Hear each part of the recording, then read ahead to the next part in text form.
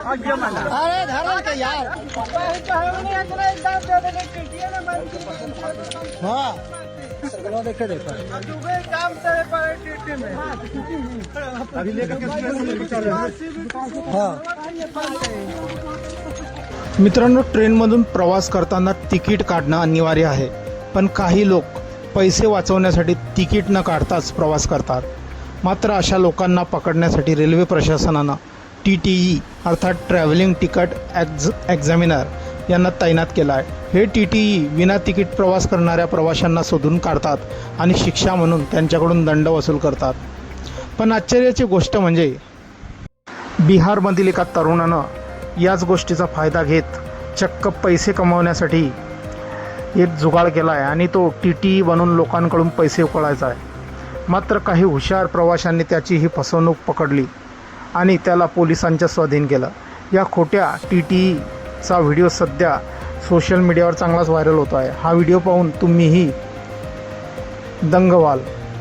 आपण बघू शकता की कशा प्रकारे हा TTE सारखा ड्रेस कोड वगैरे घालून रेल्वे प्लॅटफॉर्मवरती जायचा आणि प्रवाशांकडून पैसे तिकीट चेकिंगच्या नावावरती उकळायचा आणि प्रवाशीही त्याच्या जाळ्यात अटकायचे. पण काही हुशार प्रवाशांनी याच्यावरती संशय बळावला आणि त्यांनी रेल्वे व्यवस्थापनाकडे याची तक्रार केली आणि त्यामध्ये हा बनावट TTE पकडण्यात आला आहे.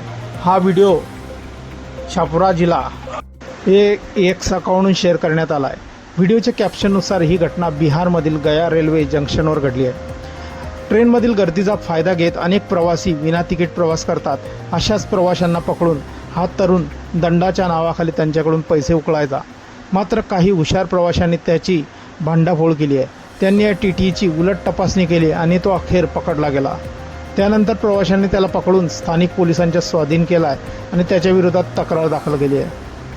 मित्रांनो, हा व्हिडिओ चांगलाच व्हायरल झालेला असून आतापर्यंत 17,000हून अधिक वेळा पाहिला गेला आहे. तसेच अनेकांनी या व्हिडिओवर प्रतिक्रिया देत संताप व्यक्त केला आहे. काहींनी त्याला कठोर शिक्षा द्यावी कारण तो लोकांची फसवणूक करत होता असं म्हटलं आहे, तर काहींनी तो आपले स्वप्ने चुकीच्या मार्गाने पूर्ण करत होता अशी मिश्किल प्रतिक्रिया दिली आहे. असो, पण या फेक TTEवरील आरोप सिद्ध झाले तर त्याला मोठी शिक्षा मिळू शकते.